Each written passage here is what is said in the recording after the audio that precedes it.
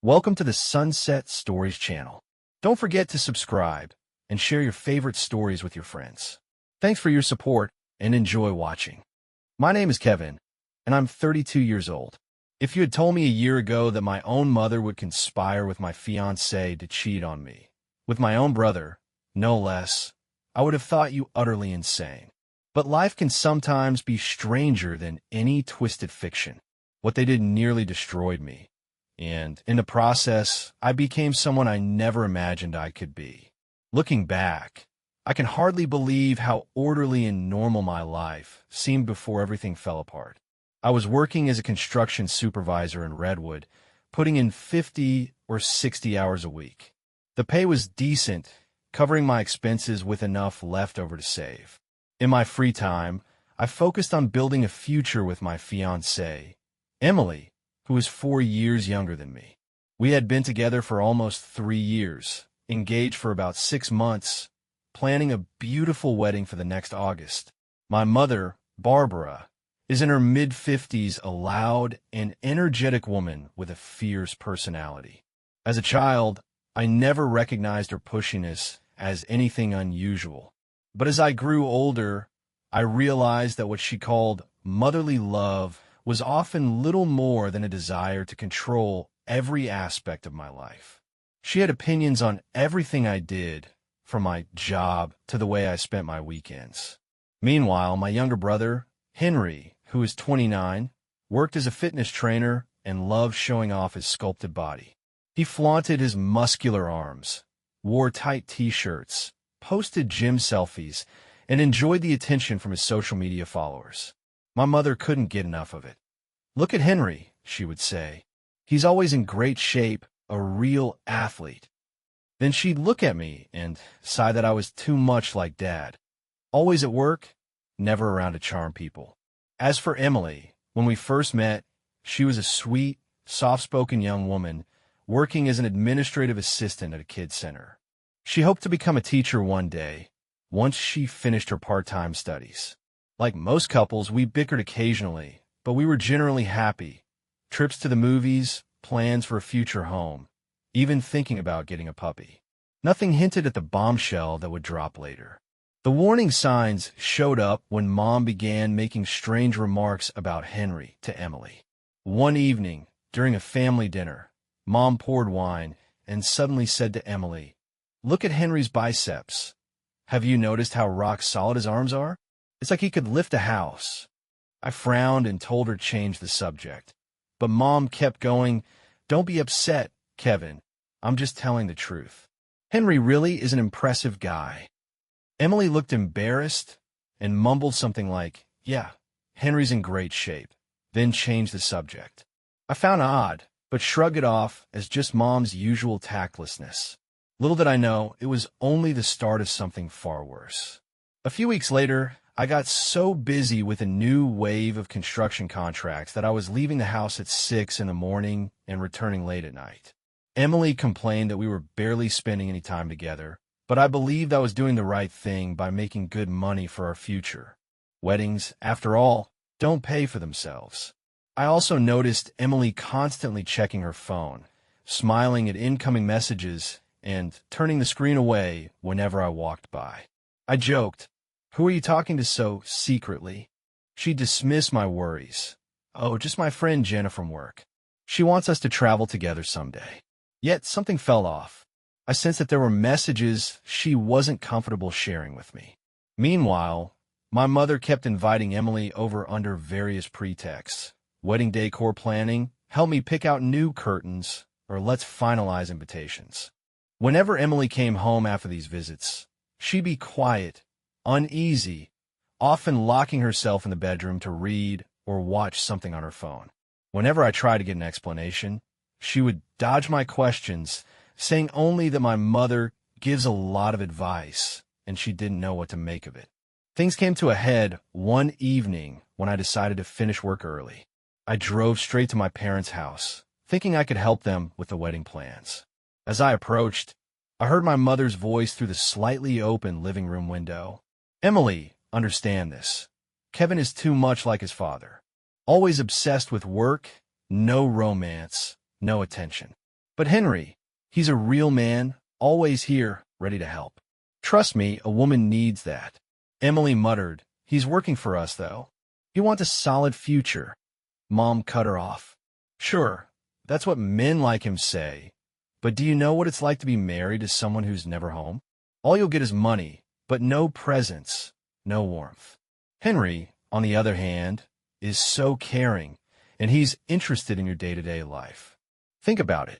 I stood outside, boiling with anger. Yet I didn't barge in right away. I wanted to hear how Emily would respond. I don't know, she said in a small voice. Henry and I do text sometimes, and it's nice to feel noticed. But this all feels strange. Nothing strange about it, Mom declared. A man and a woman who enjoy each other's company. That's natural. Just remember how Henry is all about taking care of himself and others. He's always ready to carry groceries, to give you a real sense of security. Kevin's out there hauling cement blocks. That's the difference, dear. I felt my blood boiling. Emily hadn't explicitly agreed to anything, but she didn't draw a firm line either. The very fact that my mother was urging my fiancé to consider my brother was beyond comprehension. I marched in, my face set like stone. Mom smiled as if everything were normal. Emily blushed and looked away. Is this your idea of wedding planning? I asked. Mom lifted her chin. We're just talking, Kevin. I want Emily to know what her options are. Options? I repeated. Mom, she's my fiancée, not a shopping item you can just market to Henry. Mom sighed. Oh, don't be dramatic. I just want her to be happy. If you were a better partner, nobody would even consider this. I refused to argue further.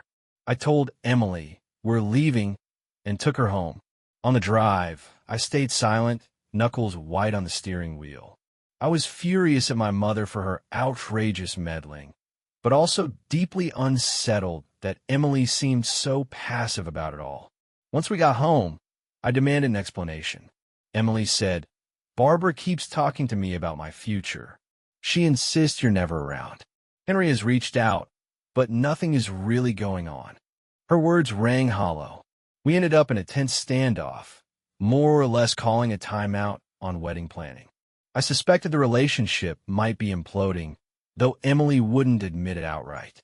A week later came the decisive blow. Emily told me she was meeting friends for a girls' night out. I got suspicious when I couldn't reach her phone. I contacted her friend Jenna, who said, we never planned any girls' night. My stomach dropped.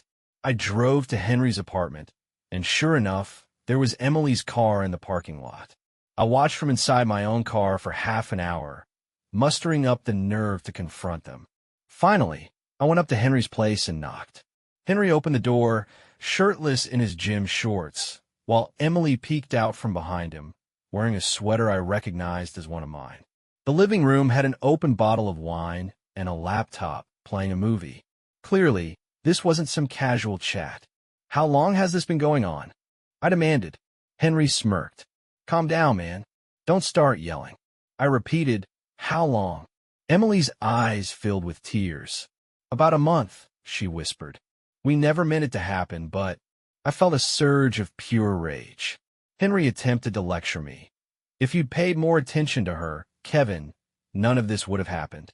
I snapped and swung at him, hitting him in the jaw. He stumbled back, grabbing my shirt. We wrestled until he hissed. You brought this on yourself. Mom said you're not the right guy for her, so I stepped in. Get over it. The phrase Mom said made me see red. She had all but blessed this betrayal.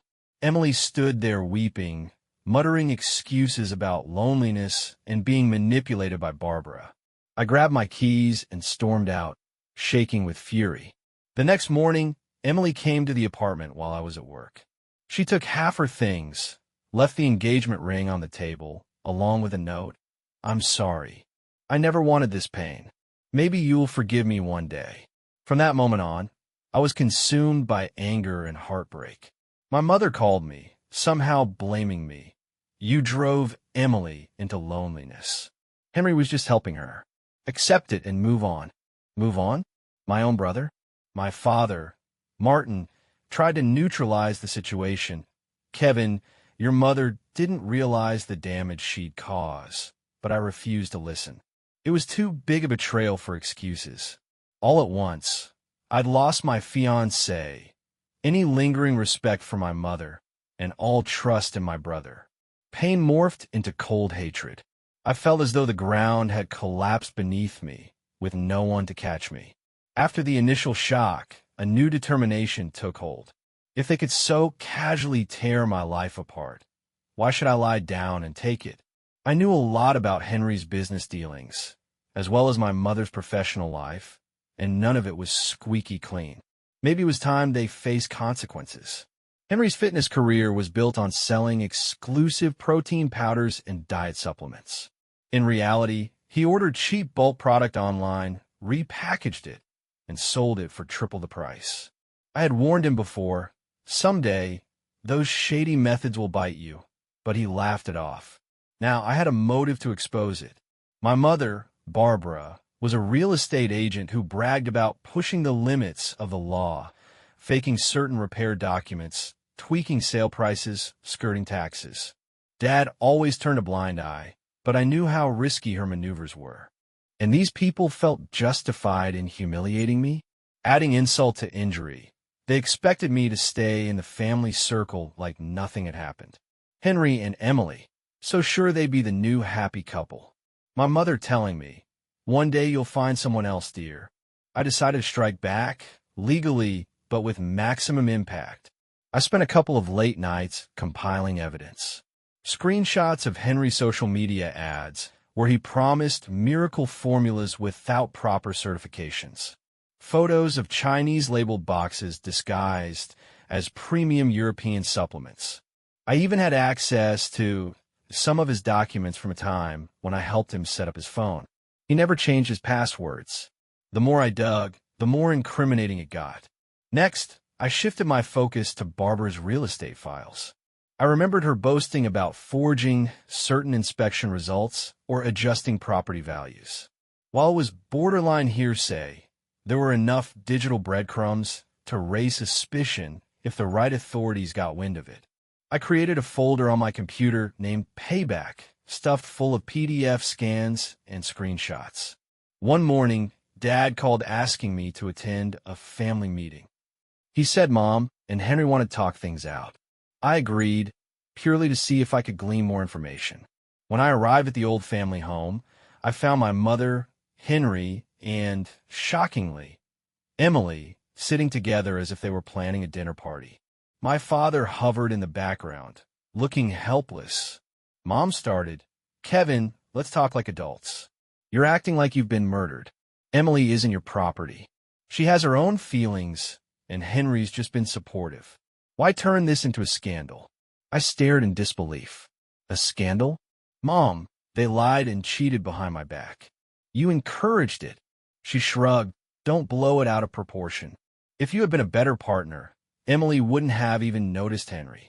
Emily mumbled something about how I was always gone. Henry crossed his arms, adding, "You neglected her." I just stepped up. The nerve of them. I stood, fury clawing at my throat, and said, "You think I'll ever forgive any of you for this?" Then I turned on my heel and left. Enough was enough. That night, I finalized my plan.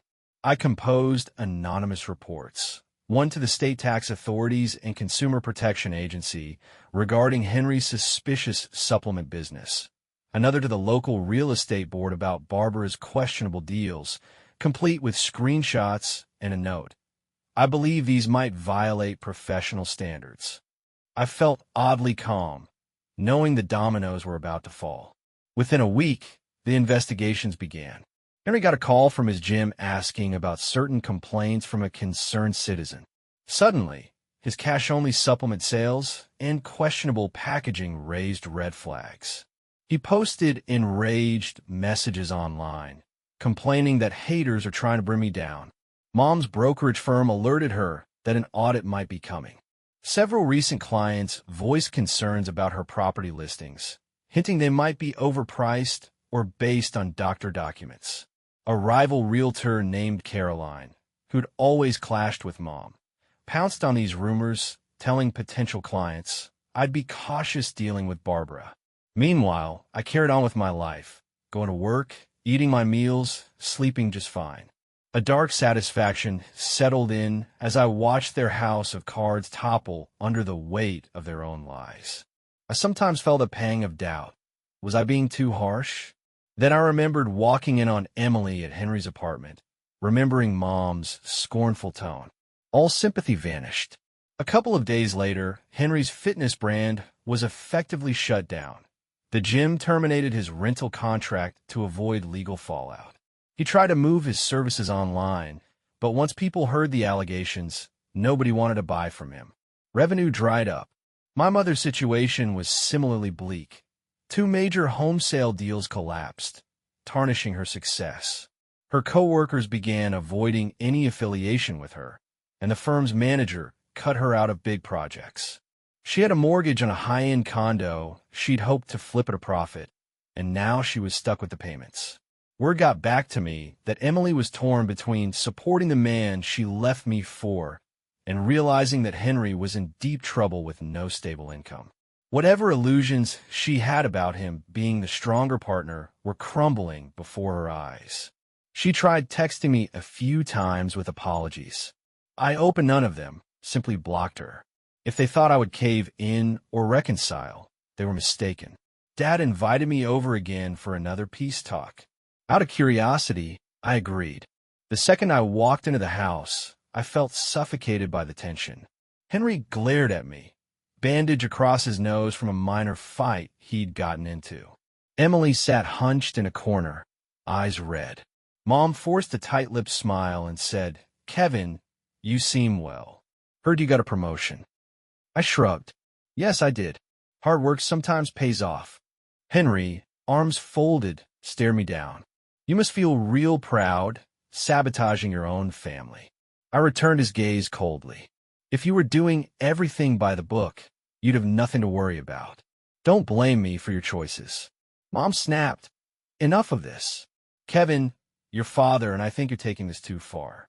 Don't you feel guilty watching your brother lose everything? I laughed grimly. Guilty? After you did everything to make sure I lost Emily and my peace of mind? You got to be kidding me. Emily spoke up in a quavering voice. Kevin, I was lonely, and Henry was there. Your mom said, my friend, let's call her Anna, would have told her off if she'd been there. But I simply said, save it. We're done. Henry lost it, tried to swing a fist at me across the table, nearly toppling a glass of water. My father stepped in, shouting for everyone to calm down. Mom screamed for Henry to get it together. Emily burst into tears. I gathered my coat, said, I'm leaving, and walked out without looking back. From that point on, the final phase of my plan unfolded. Henry's unlicensed supplement scheme drew further scrutiny when health officials discovered expired products in his garage, along with old text messages from disgruntled clients complaining of nausea. His name became toxic in local fitness circles. Mom kept hemorrhaging clients as online rumors swirled that she might have faked multiple sale inspections. She lashed out at everyone, calling me spiteful and envious. My life, on the other hand, steadily improved. The construction company recognized my efforts, offering a bigger pay raise and a better position. I started spending time with Anna, an old friend I ran into at a local cafe. She knew the gist of what happened and offered a supportive ear. We went on weekend road trips, watched series together, and in time, our friendship blossomed into something deeper. I found a glimmer of normalcy in the wreckage. Then I heard that Henry tried borrowing money from half a dozen acquaintances, but was turned down by all of them due to his reputation. Emily realized that a man with big muscles and empty pockets wasn't a solid foundation for her future. She openly complained to friends that Henry was moody and unpredictable. She had lost the stability she once had with me. At one point, Emily attempted to text me again, writing lengthy messages. I was manipulated. Barbara pushed me. I see now that I made the biggest mistake of my life. I never replied. Dad, who was typically meek, announced that he was leaving Barbara, tired of her manipulations. He quietly rented a small place across town, telling me, "I can't live like this anymore. She's suffocating me." A short while later, word got around that Henry was being sued by some of his former supplement clients. Mom faced a formal inquiry from the real estate board, with the possibility of losing her license altogether. She still had Dad's savings and some property, but her empire was crumbling. I felt no sympathy. They had practically orchestrated my betrayal. Finally, Dad tried one last man-to-man talk at coffee shop. He looked worn out and older than before. "Son," he began, "I know you were hurt badly. I'm not excusing Barbara or Henry, but you've destroyed them financially, and I'm wondering if enough is enough." I looked at him steadily. "Dad, they destroyed me first. I just exposed what was already there. If Henry and Mom had been doing everything legally, they wouldn't be in this mess." He sighed, rubbing his temples. "Your mother's lost everything she built. Henry might be facing legal charges. Emily's miserable. Don't you feel even a little pity?" "No," I said simply. "They tried to ruin my life. Now they're tasting their own medicine." Dad shook his head. "I guess there's no undoing it," he muttered. Then, quietly, "I'm going through with the divorce." Before he left, we had a bittersweet hug. I told him, "I wish you well, Dad." Really, I felt sorry for him.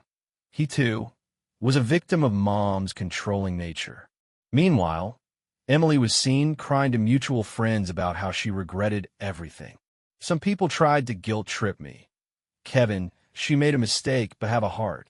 They had no idea how devastating that betrayal felt. I'd forgiven enough. My mother also called, not to apologize, but to demand I retract any statements that might harm Henry. I hung up. Let them deal with the consequences. A few more months passed, and the meltdown was nearly complete. Henry was officially blacklisted from the fitness community, burdened by court fines. Mom's real estate license was suspended. Her firm insisted she step down. Dad finalized the divorce, moving on with his life more happily than I'd ever seen him. Emily disappeared from social media, apparently trying to dodge local gossip or maybe planning to move elsewhere. I, on the other hand, thrived at work. I found a sense of purpose in rebuilding my life. Anna and I traveled to the coast, watching waves crash on the shore. I realized I no longer felt that sharp ache in my chest. I would never call myself a hero, but I wouldn't go back to being the victim either. Sometimes distant relatives would contact me, asking why I couldn't make peace with my family. They didn't understand the depth of the betrayal, how my own mother had essentially served me up to be humiliated. I told them politely that I wanted nothing more to do with Barbara or Henry. Some of them called me cruel or heartless. Fine, let them think what they want. Eventually, I purchased a new, spacious apartment at a discount through my professional connections in construction. Anna began spending most of her time there with me. Day by day, the shadows of the past receded. I heard that Barbara and Henry were scraping by, relying on Dad's pity checks that might eventually stop. Emily ended up living with a friend, hoping to start over somewhere else. One day, Mom phoned me in tears. "Kevin, everything is gone. Henry is on the brink of jail. Your father left me. I have no job. Can't you forgive me?" I stayed silent for a long moment, recalling how she proudly told Emily that Henry was the real man I could never be. Finally, I said, "Mom, I can't bring myself to care anymore. If you want to change, do it for yourself. Don't expect me to fix anything. We're done." She sobbed, pleading for an ounce of mercy. But I ended the call, and that's how it all ended. A once unified family in tatters, scattered by their own actions. Do I regret it? Maybe I sometimes wish it hadn't had to be this way. But when I remember the pain they caused me, my mother pushing Emily toward my own brother, the casual cruelty of their betrayal, I feel justified. They handed me heartbreak on a platter, expecting me to simply accept it. They wanted a stronger man. They got one, just not the way they expected. I didn't become a bodybuilder or a flashy hero. I became the man who wouldn't let them trample him. Yes, it was vengeance, and vengeance rarely brings peace, but at least I'm no longer a victim. I can look at myself in the mirror and feel a calm sense of self-respect. That's the story of how they tried to destroy me and ended up destroying themselves. Some may call me a villain, but I'd rather be the villain who stood up for himself than the fool who let his own mother and brother walk all over him. That's the end of our story. We hope you enjoyed it. Don't forget to subscribe and leave a comment. Your feedback means a lot to us.